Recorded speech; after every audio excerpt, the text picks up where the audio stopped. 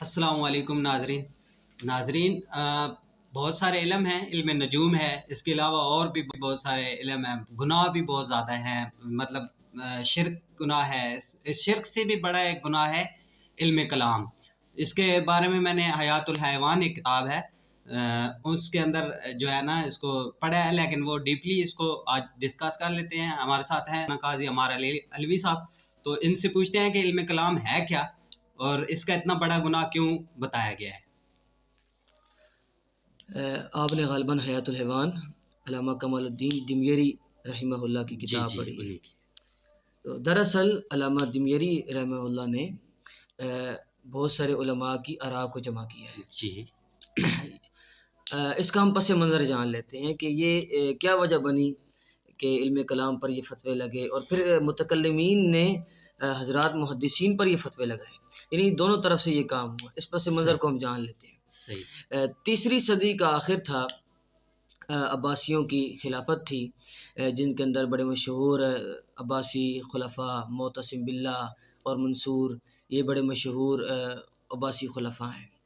تو جو عباسی خلفاء تھے وہ یونانی فلسفے سے بڑے متاثر تھے۔ یونانی فلسفہ آپ سمجھیں کہ اسلام کی تعلیمات ایک طرف اور دوسری طرف یونانی فلسفہ، جس طرح ابھی مغرب اور اسلام کے درمیان ایک فکری یلغار ہے، فکری جنگ ہے، تو اس طرح اس وقت یونانی فلسفہ ایک بڑا اپنا مقام رکھتا تھا۔ یونان کے فلاسفر ارسطو تھے اور بڑا انہوں نے کام کیا، اور وہ اپنے لوگوں کے اندر بڑا وہ ایک نام رکھتے تھے۔ اسلام پھیلتا گیا اور تیسری صدی کے اواخر تک تو اسلام بہت سارے علاقوں تک پھیل گیا۔ اب ایشو یہ آیا کہ لوگ مسلمان ہوتے گئے، اسلام میں داخل ہوتے گئے، لیکن ان کے عقائد پرانے تھے۔ مثلا کوئی عیسائیت سے کنورٹ ہو کر اسلام کی طرف آیا، کوئی یہودیت سے کنورٹ ہوا، کوئی مجوسیت سے ہوا، کوئی ہندو تھا تو وہ ادھر آیا، مطلب مختلف ادیان تھے اور مختلف لوگ آتے گئے۔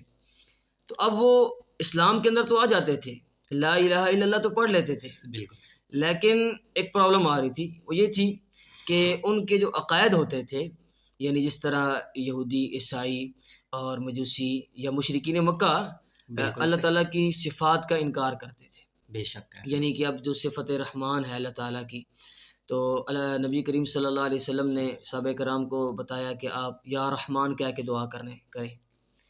تو مشرکین مکہ کہنے لگے، بھائی کبھی کہتا ہے اللہ کو پکارو، کبھی کہتا ہے رحمان کو پکارو، صحیح، اللہ کو پکاریں یا رحمان کو؟ اللہ تعالیٰ نے کہا قل ادعوا اللہ او ادعوا الرحمن، اللہ کو پکارو یا رحمان کو۔ رحمان تو اللہ کی صفت ہے، اللہ کا نام ہے، ایما تدعو فلہ الاسماء الحسنی، جس نام سے بھی اللہ کو پکارو گے سارے اچھے اچھے نام اللہ کے، ساری تعریفیں اللہ کے لیے۔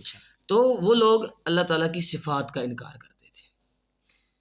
اب وہ اسلام کے اندر آنا شروع ہو گئے اور اسلام پھیلتا چلا گیا، تو اب ان کے عقائد وہی رہتے تھے اور بظاہر انہوں نے کلمہ پڑھ لیا ہوتا، تو وہ آتے اور علماء کرام سے بحث کرتے۔ مثلا وہ کہتے کہ اللہ تعالیٰ عرش پر مستوی ہوا، ثم استوى علی العرش، اللہ تعالیٰ عرش پر چڑھا۔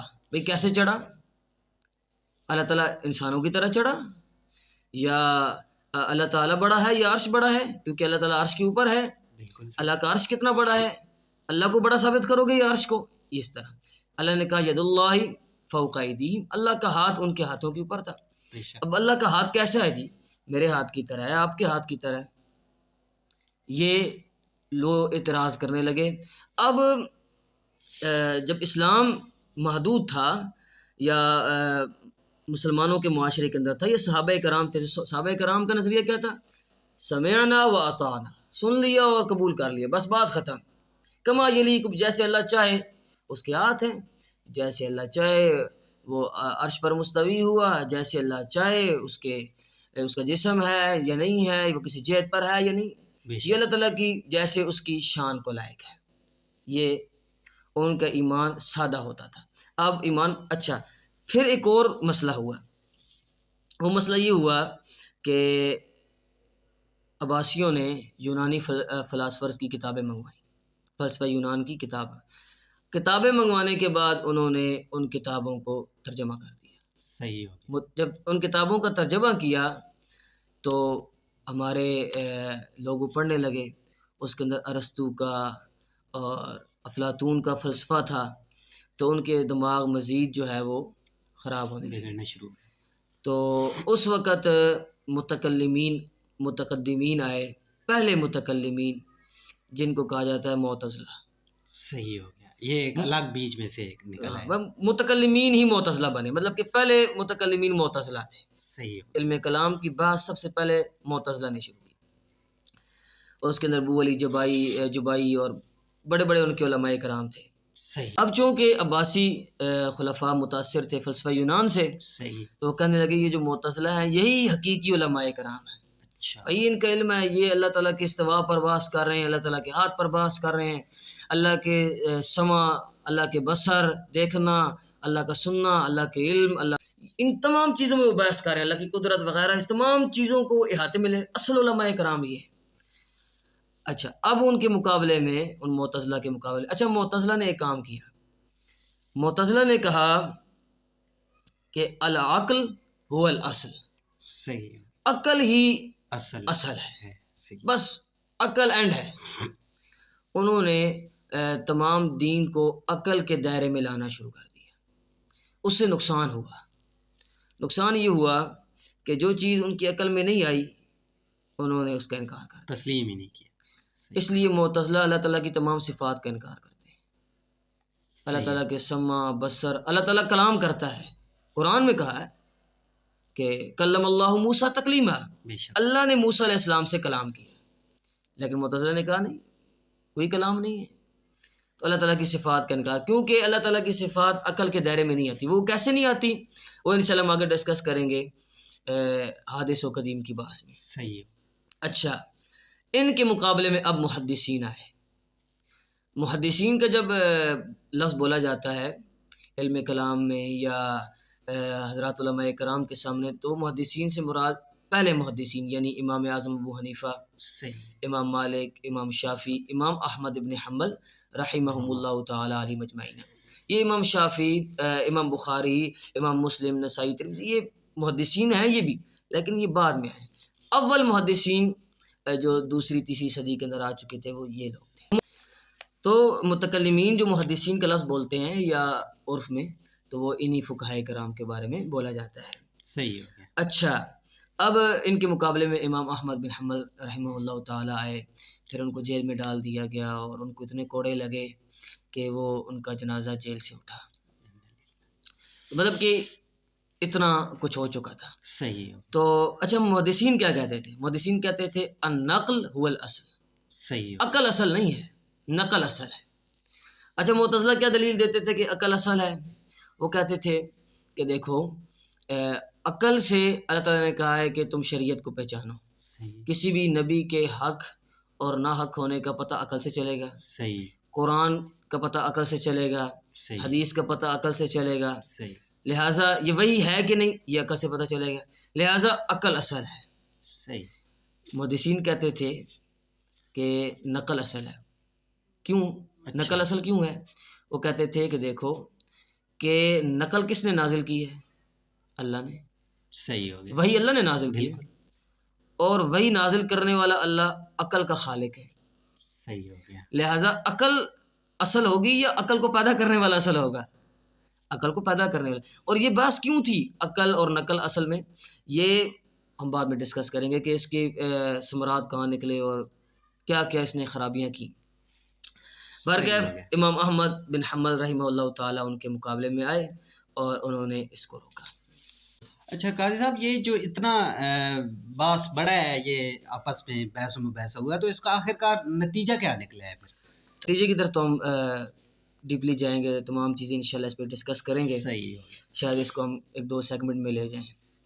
تو فی الحال نتیجہ یہ نکلا کہ محدثین نے علم کلام کے بارے میں یہ کہا جو ابھی آپ نے حیات الحیوان میں پڑھا تھا، جس کو پڑھ کر آپ کے ذہن میں اشکال آیا کہ شرک سے بڑا گناہ ہے۔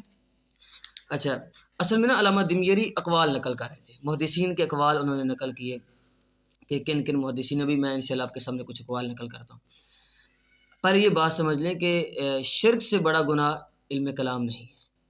اچھا، وہ کیوں کہا گیا وہ بھی میں آپ کو اس کی ایک وجہ بتاتا ہوں۔ شرک سے بڑا کوئی گناہ نہیں. اللہ تعالیٰ نے قرآن میں فرمایا کہ ان اللہ لا یغفر ان یشرک بہ ویغفر ما دون ذلک لمن یشاء. بے شک ایسے ہی ہے. کہ شرک کے نیچے نیچے کے جتنے بھی گناہ ہیں اللہ تعالیٰ اس کو معاف کر دے گا، لیکن شرک کو اللہ تعالیٰ کبھی معاف نہیں کرے. ہاں ایک صورت میں اللہ نے کہا میں معاف کر سکتا ہوں، یعنی اے انسانوں ایک کام تم کر لو میں شرک کو معاف کر دوں گا. کیا کام ہے؟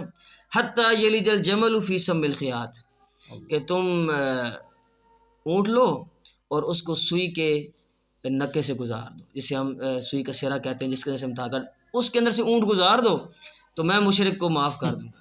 یعنی یہ تعلیق بالمحال ہے کہ ایسا ناممکن ہے. اللہ سمجھا رہے ہیں کہ یہ ممکن ہی نہیں ہے کہ صحیح. ایک بندہ میری بغاوت میں اور میرے ساتھ لوگوں کو شریک کرے میں اسے معاف کروں. تو سب سے بڑا گناہ شرک ہے، اس سے نیچے نیچے تمام گناہ معاف ہو جائیں گے.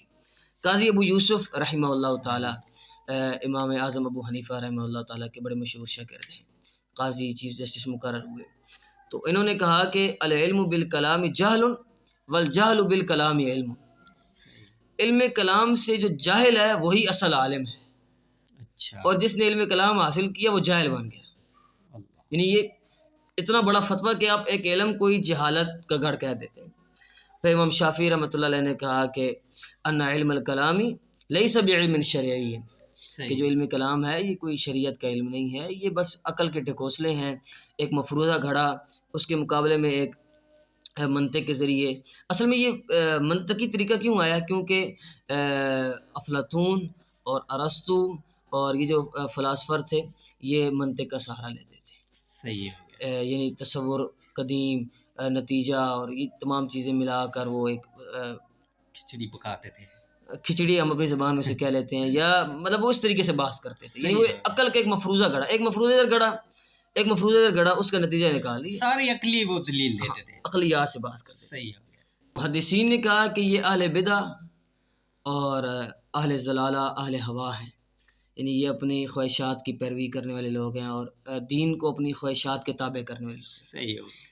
اور متکلمین کہنے لگے کہ جو محدثین ہیں یہ حشویہ ہیں.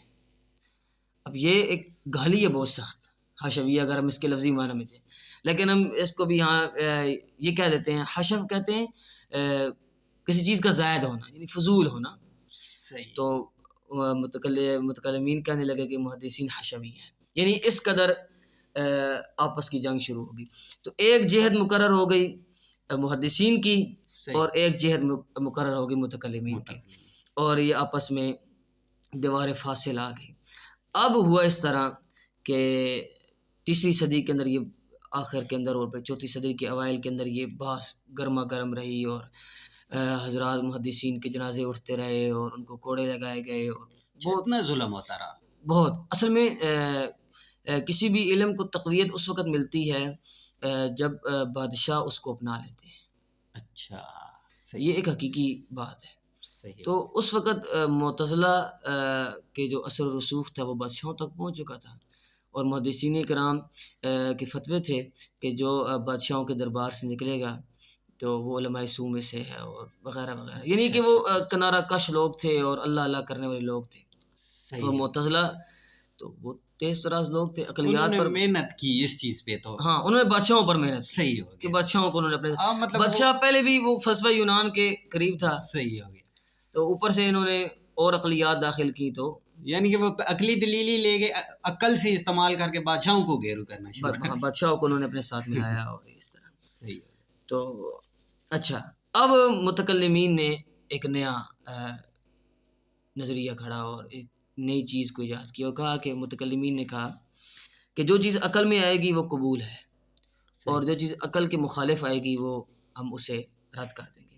یہاں تک متکلمین نے کہا، آپ حیران ہوں گے اس بات پہ، کہ لو سمعنا ابو ہریرہ رضی اللہ تعالیٰ عنہ لرددناہ، اگر ہمیں ابو ہریرہ رضی اللہ تعالیٰ عنہ بھی آ کر کہیں کہ یہ شریعت ہے اور وہ عقل کے اندر نہیں آ رہی تو ہم اس کو رد کر دیں گے. یعنی کہ ہم نے اس بات پہ یقین ہی نہیں کرنا. اور یہ تو کم بات ہے، ابو ہریرہ رضی اللہ تعالیٰ عنہ صحابی ہیں. وَلَوْ سَمِعْنَا النَّبِيَّ صلی اللہ علیہ وسلم مَا قَبِلْنَا، اگر ہم نے نبی علیہ السلام کو بھی سنا کوئی بات کہتے ہوئے اور وہ عقل کے دائرے کے اندر نہیں آ رہی تو ہم اس کو بھی قبول نہیں کریں گے. یعنی یہ اس حد تک وہ آگے بڑھ گئے اور انہوں نے عقل کو ترجیح دی. یہ اختلاف تھا جو اصل وجہ تھی. تو اس اختلاف کی اب دیکھیں کہ وہ کہہ رہے ہیں کہ اگر ہم نے ابو ہریرہ رضی اللہ تعالیٰ عنہ کو سنا تو ہم ان کی بات بھی نہیں مانیں گے، رسول اکرم صلی اللہ علیہ وسلم کو سنا ان کی بات بھی نہیں مانیں گے. تو یہ دین نہیں تھا، بے شک یہ تو ایسا ہی ہے. عقل کی اور ہوا کی اور خواہشات کی پیروی تھی. جو عقل میں آئے گا وہ کریں گے، باقی ختم. باقی ختم. صحیح. تو محدثین نے اس لیے ان پر یہ فتوے لگائے کہ یہ علم ہی نہیں ہے، یہ جہالت ہے. اور جیسے آپ نے کمال الدین دمیری رحمۃ اللہ علیہ کی کتاب ہے علماء نے پڑھا کہ وہ شرک سے بڑا گناہ ہے. بے شک. اس کی وجہ یہ تھی. اچھا. پس منظر اس کا یہ تھا کہ کیوں اتنے بڑے بڑے فتوے متکلمین پر لگائے گئے. یہ ہمارا ایک ٹاپک، ہمارا ایک سوال جو ہے وہ اینڈ ہوا کہ کیوں فتوے لگے اور علم کلام اور محدثین کے درمیان اتنا ٹکراؤ کیوں تھا. صحیح ہو گیا. ٹھیک ہے ناظرین، ہم اگلے سیگمنٹ میں پھر آگے جو ہے نا اس کو مزید ڈسکس کر لیں گے. شکریہ. اللہ حافظ.